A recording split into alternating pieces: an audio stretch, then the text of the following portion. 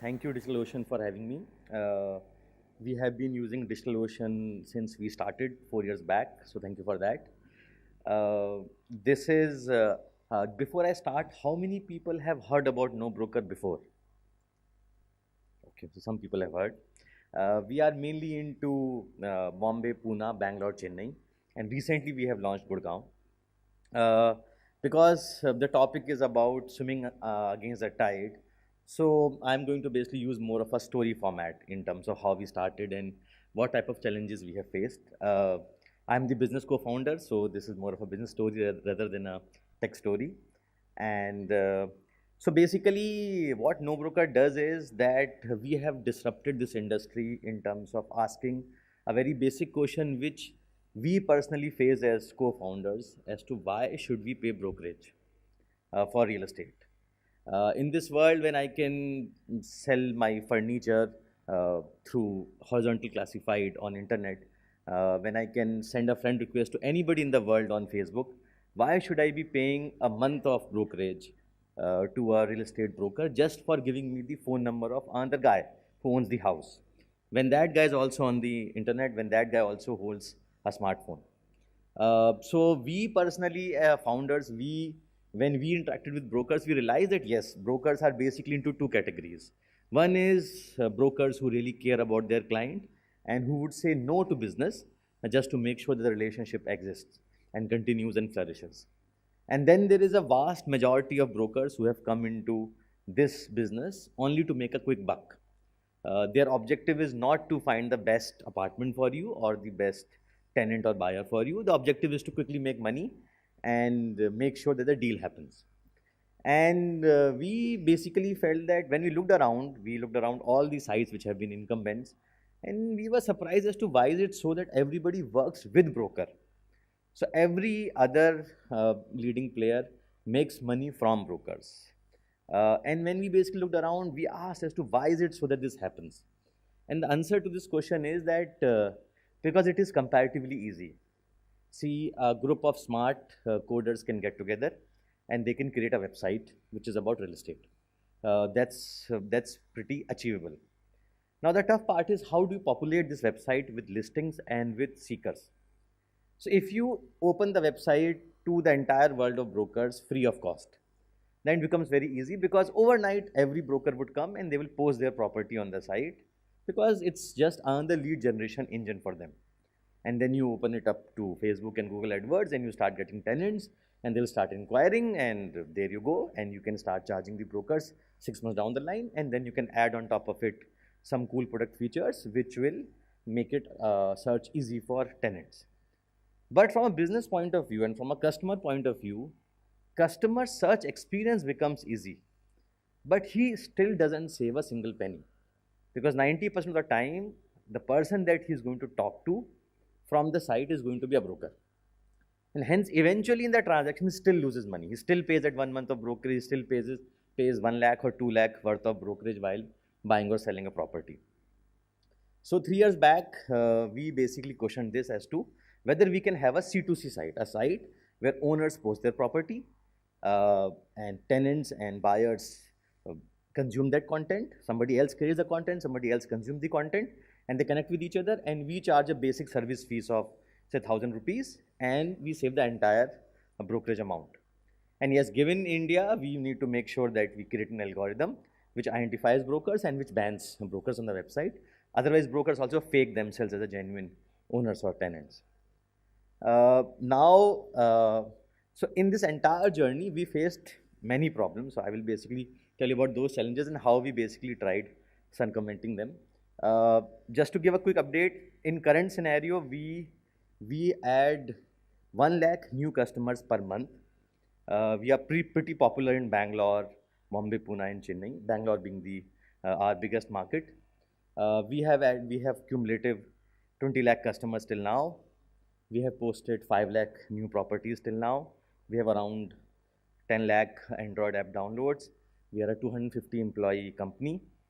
We have raised 135 crores till now in 3 rounds of funding, mainly from SAF partners, from Japanese investors, BNext, Digital Garage, which was an early investor in Twitter, and we are the first one to receive funds from a Korean investor, which is KTB Ventures. So in terms of our journey, what has been that when we started, the first question was that, can this be done? And when you go and when you meet investors, although they say that yes, they are extremely risk savvy, their first question is, has it been done in US? Has it been done in China? So it's a very mild question which is wrapped under curiosity, but they are trying to fill you in an Excel sheet where they can say that, yeah, Uber's equivalent or Amazon's equivalent is this guy, and I'm going to, this guy looks like this guy's an IITM guy, so I'm going to place my bet on him. And our answer was that it has never been done anywhere in the world at this scale before, but isn't a good thing. So when we started, the decision or the feedback was split into two portions. Investors were basically searching for some sort of comfort from another company elsewhere. And the customers, they were basically in full support, because every customer felt that yes, we have had a bad experience with broker and this is what we want. And if there could be a site which could connect me with the owner directly, with the tenant directly, and I know the guy who's going to live in my house, it's great. I want to deal with him directly, and why should I hear all the lies of a broker, which many brokers do? And we basically went ahead and placed our trust with what customers said. And we basically bootstrapped so we are three co-founders.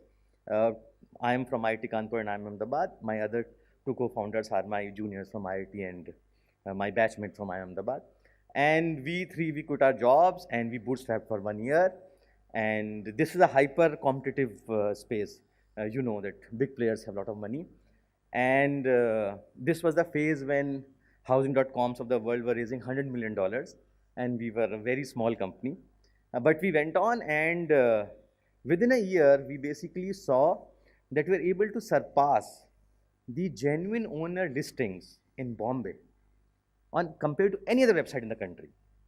So no other website in the country had more genuine owner properties than us. When we put our own 1,000 rupees on Google AdWords, that's it. So it told us that there is a huge genuine latent demand from people who are fed up of paying this overcharge money and they want an alternative. This basically led us to get a funding and basically move ahead, which basically brought us to the second problem, which is about hyperfunding, which basically this space saw. So we had two options. One option was, which is an generally investor-friendly option, is that so we raised our first round is a $3 million round from SAF Partners. So one option was to basically quickly spend this money and get huge amount of customers and make the site look really good, find people who will go and click photos and populate those good photos on the properties and basically focus on growth. And second was to realize that no matter what we do, eventually we need to make it a very, very frugal model for ourselves. Because this is a disruptive model. It is basically like saying that the world is full of Kingfisher Airlines and you want to be an Indigo in this world. So you need to be really careful about your cost. You may not be able to charge these customers in the start because it's a network effect business and you need to wait for a couple of years before you start charging, which we charge now. But you need to be really careful of your cost. You have to make a very scalable model.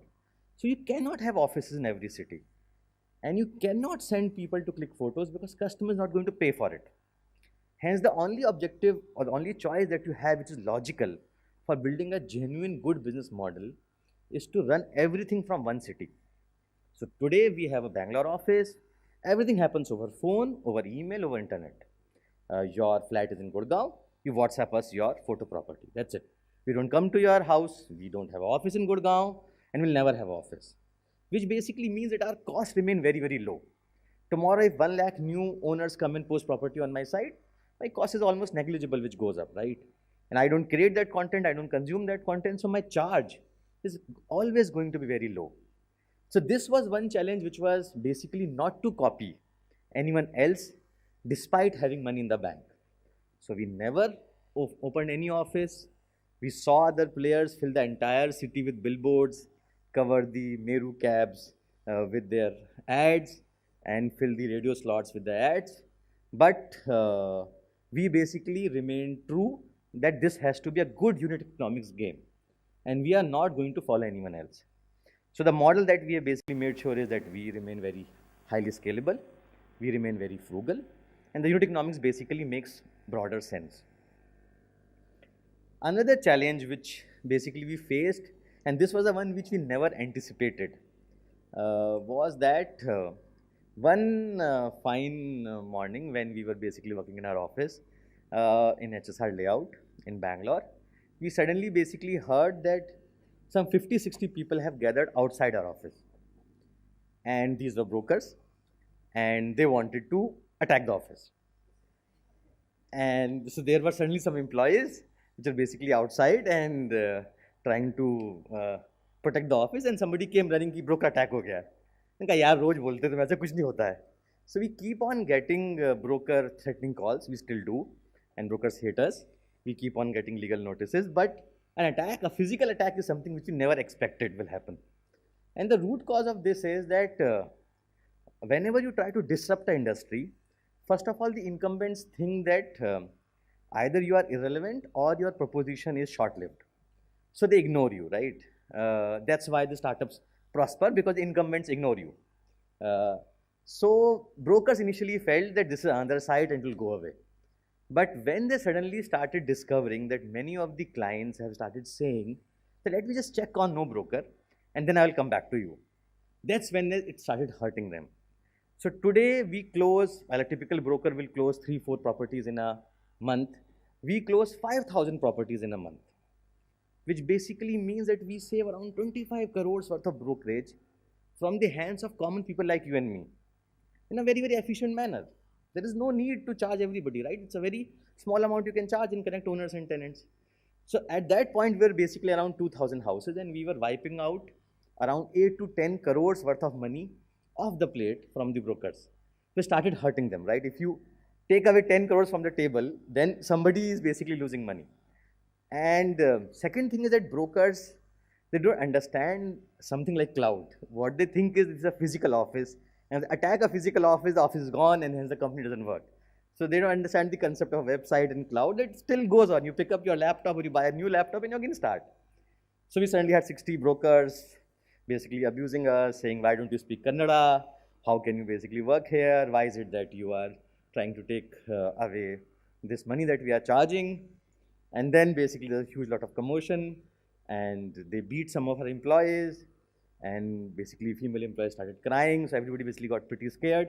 The only good thing which we did was to make sure that the brokers don't enter our premises inside our office, because then they would have started destroying laptops and desktops, and then it would have become very, very difficult to contain. And the other good thing which we did was basically not to basically reply back in terms of fighting and so on. We just, whatever blows we could take, our employees just took it, and we did not strike back. And then the police came, and as you can expect, of course, the local police, and they supported the brokers. Then we called, through our ITIM network, we called some IS officer, IPS officer, and then police came, and somehow basically that thing got sorted out for that day. But then for the next few days, then some of the people started following our women employees to their homes and basically started damaging the bikes that were parked outside. And so there was a lot of ruckus, and finally we basically decided that there is no way in which we can work from this office. So overnight, we left the entire office, 100 people office, we vacated it, and when the brokers chased the mini truck, we somehow basically made sure that they don't follow us properly, and now we have an office on 6th floor, and we don't publish our true office. So the Google and Google Map, we make sure that always have a wrong office address, so that's a challenge that we never expected. So we keep on checking whether our true address is there or not. So if you send us a letter, it will never reach. So that's one challenge which we never expected.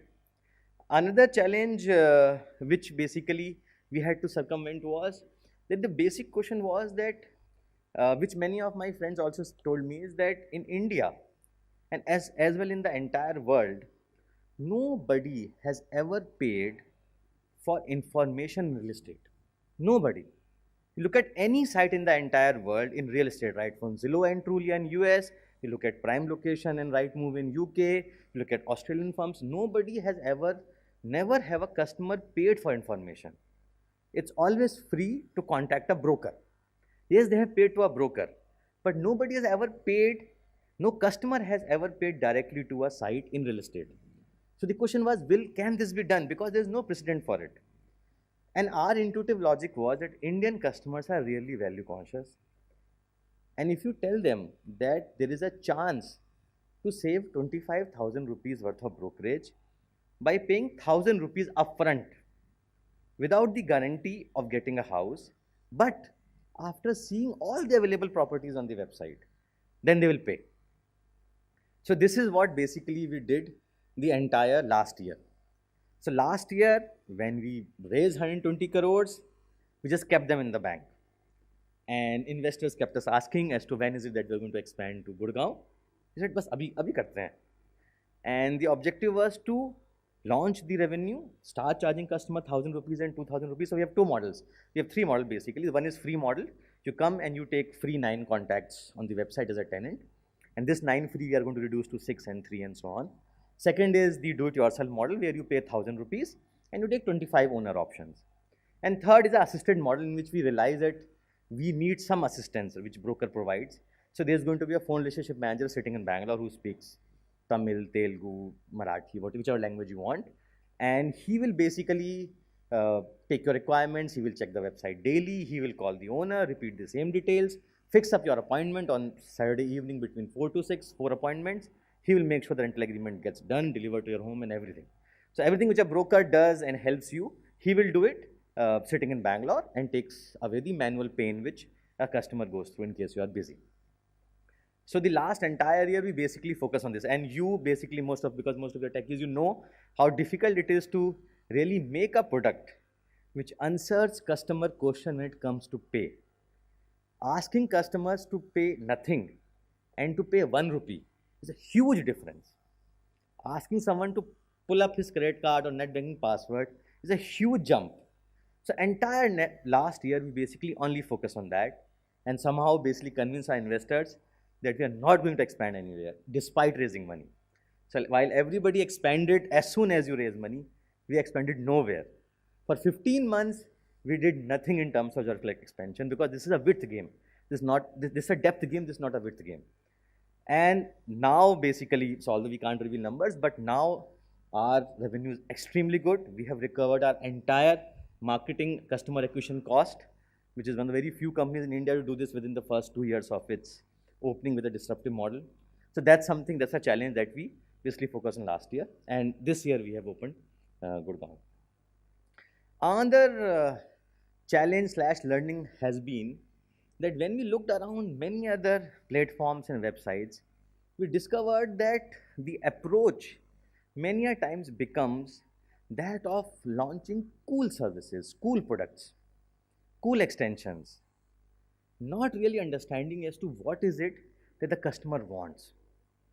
So in NoBroker, we basically encourage everybody, including every tech guy who joins, to speak to customers, to speak to their friends, and figure out as to what is it that customers are saying. So for example, a typical thing which a broker does when you go in, when he shows you a flat is, the moment he shows you a flat and he senses that you are slightly interested, he will say, बहुत demand में है, आज इसका token जाने वाला है, आप जल्दी कर दीजिए. So he basically creates this scarcity effect to make sure that you push your decision. So we felt that because we stand for everything which is against whatever negative a broker does, why can't we make this information public? So simple thing which we have done is on every property we display this information. How many people have viewed this website, this particular property? How many people have contacted this property? We make it wide open, which basically gives a very good signal to both owner as well as seeker. So owner knows that if views are 50 and contacts are 2, then this is a property in which I have been really greedy in terms of putting the rent.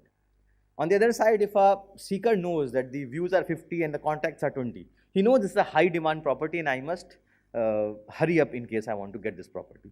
So our entire focus has been to make a product which is exactly in alignment with what customer wants, rather than something which looks good, which looks cool, because that's what sustains in the long term. So overall, in terms of our journey, I think the challenges that we have faced have been across dimensions, be it business concept, be it in terms of scalability, be it unexpected physical broker attack, or be it establishing a business model.